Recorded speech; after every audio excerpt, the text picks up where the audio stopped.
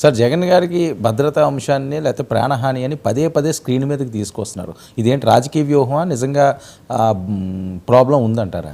రాజకీయ వ్యూహం అనండి, రక్షణ వ్యూహం అనండి, రాజకీయ రక్షణ వ్యూహం అనండి, రాజకీయ రక్షణ వ్యూహం అనండి. ఇప్పుడు వాళ్ళ పత్రికలో ఈరోజు ఒక 6 పేజీ దాకా ఈ విషయం రాశారు. అవును, రాసి హైకోర్టు చెప్పింది కూడా వీళ్ళు అమలు చేయడం లేదు. హైకోర్టు మాకు Z+ భద్రత అని వాళ్ళు చెప్పారు, కానీ దాని ప్రకారం కూడా నాకు సరైన వాహనం ఇవ్వలేదు. నా దగ్గర ఇద్దరే ఉన్నారన్నారు. ఇవన్నీ నిజమా కాదా ఇప్పుడు పరిశీలించుకోవాల్సి ఉంటుంది. దాన్ని కూడా ఎగతాళి ఎగతాళి చేయడము లేకపోతే అపహాస్యం ఎదురువాదించడం ఒక తీరు.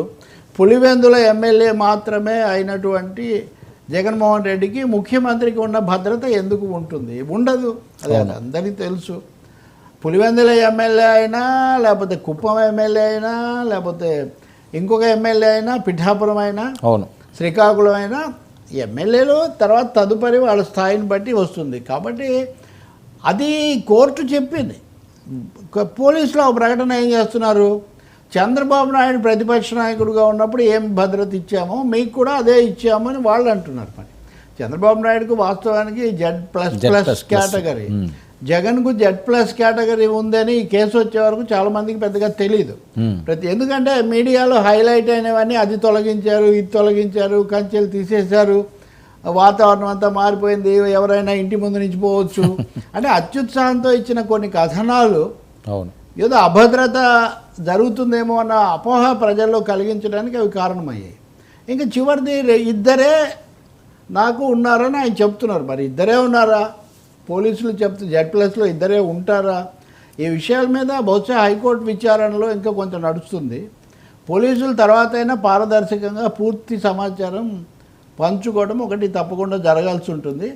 రెండోది కోర్టుకు ఎలాగో వాళ్ళు సమాచారం ఇవ్వాలి, దాని ప్రకారం మనం అప్పుడు చేయొచ్చు. కానీ ఇంకా మూడోది ప్రాణాలకు కుట్ర, భద్రత సమస్యలు ఇవన్నీ అంటారా? ఆంధ్రప్రదేశ్లో రాజకీయాలు అయితే అసహనపూరితంగా దాడులు, హత్యలు కొన్ని జరుగుతున్నాయి. కాబట్టి అందరి ప్రతి నాయకుడి గురించి, నాట్ జస్ట్ జగన్ ఓకే, ఎవరేమన్నా మాజీ ముఖ్యమంత్రి, ఆ ఉండే ప్రాధాన్యత ఉంటుంది. సో కీలక నాయకులు, సాధారణ నాయకులు అందరికీ కూడా వాళ్ళ స్థాయిలో భద్రత కల్పించడం, ఫిర్యాదులు లేకుండా చేసుకోవటం, భద్రతాపరమైన ఫిర్యాదులకు అవకాశం లేకుండా చేయటం అది మంచిది. అది ప్రభుత్వానికి చాలా మంచిది. ఎందుకంటే రేపు పొద్దున ఏం జరిగినా కానీ ఇప్పుడు ఏమైంది, మేము బుల్లెట్ ప్రూఫ్ కార్ ఇచ్చాము, వెహికల్ అని వాడు అంటున్నారు, కానీ అది తలుపు తెరుచుకోలేదు. ఏదైనా జరిగితే నేను దిగిపోవాలి కదా, మరి తలుపు తెరుచుకోకపోతే నేను ఎలా దిగిపోతానని అందులో ఆయన రాశారు తన కోర్టుకు సమర్పించిన ఫిర్యాదులో. ఇంకో విషయం, నా ప్రాణాలు తీయాలని కొంతమంది ప్రయత్నిస్తున్నారని అందులో రాశారు. ఎవరు ప్రయత్నిస్తున్నారట? ఇప్పుడు స్పీకర్గా ఉన్నటువంటి నర్సీపట్నం శాసనసభ్యుడు అనుకున్నా అయ్యన్న పాత్రుడే ఈయన ఇంకా ప్రాణాలతో ఉన్నాడు అని చెప్పి అన్నాడు. నేను ఇంకా చావలేదు అనే కామెంట్ కూడా చేశారని అందులో మెన్షన్ చేశారు. సో వీటన్నిటినీ కోర్టు పరిగణనలోకి తీసుకుంటుందా? వ్యాఖ్యలను, పరిస్థితిని గురించి మాత్రమే చేస్తుందా? కానీ తన ఏమనాలి ఆరోపణలకు, ఆందోళనలకు ఆధారంగా ఆయన స్పీకర్ను ప్రస్తావిస్తున్నారు. రెండోది కొన్ని ఘటనలు. చివరిది ఇంకా పెద్ద మాట అన్నాడు ఆయన, నన్ను అంతమొందించడమే కూటమి పాలన లక్ష్యం అన్నాడు. అభద్రత, ఆందోళన అది కాదు ఇది. ఇంకా ఎవరి నుంచి మీకు ముప్పు ఉందంటే నన్ను అంతమొందించడమే ఈ కూటమి లక్ష్యం అని ఆయన న్యాయస్థానానికి చెప్పారు. ఇంకా దీనికి అంటే అధికారం, ఇంతకంటే అధికారపూర్వకంగా ఎవరు చెప్తారు? కాబట్టి ఇప్పుడు ప్రభుత్వం దాన్ని ఖండించవచ్చు, లేకపోతే అసలు అవసరం లేదో ఆయన చెప్పుకునేది ఆయన చెప్పుకుంటాడని వాళ్ళు దాన్ని ఇగ్నోర్ కూడా చేయొచ్చు. కానీ ప్రజల్లోకి అయితే ఇది ఒక మెసేజ్ వెళ్తూ ఉంది. దీని మీద ప్రభుత్వ నాయకులు ఏం నిర్ణయిస్తారు, ఏం సమాధానం ఇస్తారు మనం చూడాల్సి ఉంటుంది.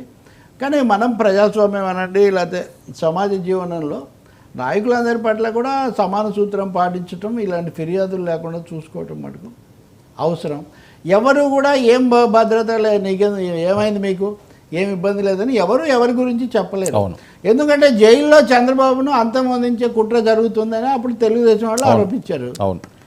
దోమలు ఇట్లా కొన్నిటిని పంపించి ఇవి కూడా ప్రమాదకరంగా మారుతాయని అన్నారు. కాబట్టి ఇక్కడ డబుల్ స్టాండర్డ్ కుదరదు కదా. ఎవరైనా మనం అన్నప్పుడు ఏంటో ఇదే మాట వైసీపీ కూడా చంద్రబాబుకు ప్రమాదం ఉంది అని అన్నప్పుడు వీళ్ళేమో అపహాస్యం చేశారు. కాబట్టి వాళ్ళైనా వీళ్ళైనా ఒక పద్ధతి ప్రకారం రాజ్యాంగ నిబంధనలు, పోలీస్ మాన్యువల్, అలాగే థ్రెట్ పర్సెప్షన్ అంచనా వేయాలి. ఒక జబ్బు ఉంది అంటే డాక్టర్లు అంచనా వేస్తారు కదా, ఈ జబ్బు ఎంత సీరియస్, దీనికి రెస్ట్ అవసరమా, ఇంకోటి అని. అలాగే ఈ భద్రతా కోణంలో వాళ్ళు అంచనా వేస్తారు, ఎంత ఈ ఘటనలు ఏంటి, ఇంకోటి ఏంటని. కాబట్టి అలాంటివి చేయాలి తప్ప దీన్ని ఆషామాషి చర్చగా మార్చకూడదు. అనేవాళ్ళు కానీ అటు అనేవాళ్ళైనా ఇటు అనేవాళ్ళైనా సరే, the topic requires the serious consideration. అవును, అది అంతేకాని అటా ఇటా కామెంట్స్ చేసి చప్పరించేసి లేకపోతే అపహాస్యం చేసే విషయం కాదు. Whether it is Chandrababu Naidu or somebody. అంటే ఈ పద్ధతి అన్నది కంప్లీట్గా మారాల్సిన అవసరం ఉన్నా సార్. ఎందుకంటే ఇది పద్ధతే కాదు అసలు. అవును, ప్రతి ఎవరు వస్తే వాళ్ళు ఇదే. ఇప్పుడు ఏముంది, ఇప్పుడు కొల్లు రవీంద్ర గారు కొడాల నానిని, వల్లభనేని వంశీని పేరు నాని అన్నారు. స్పెషల్ టీంని పెట్టి తనిఖీలు చేస్తే అయిపోయింది కదా. మీరు చేయొచ్చు కదా. అంటే మీడియాకు మనకు హెడ్లైన్స్ ఇవ్వటము, మీడియా సెన్సేషన్స్ కాదు కదా జరగాల్సింది. టాస్క్ జరగాలి, భద్రత రావాలి, వాతావరణం కూడా. ఇప్పుడు పై స్థాయిలోనే ఇలా అనుకుంటుంటే కింద కార్యకర్తలు ఏమవుతారు?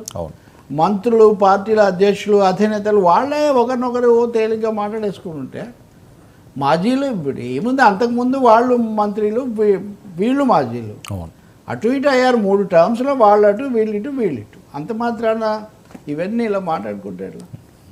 సార్ ఏంటి అల్లు వర్సెస్ మెగా వివాదం?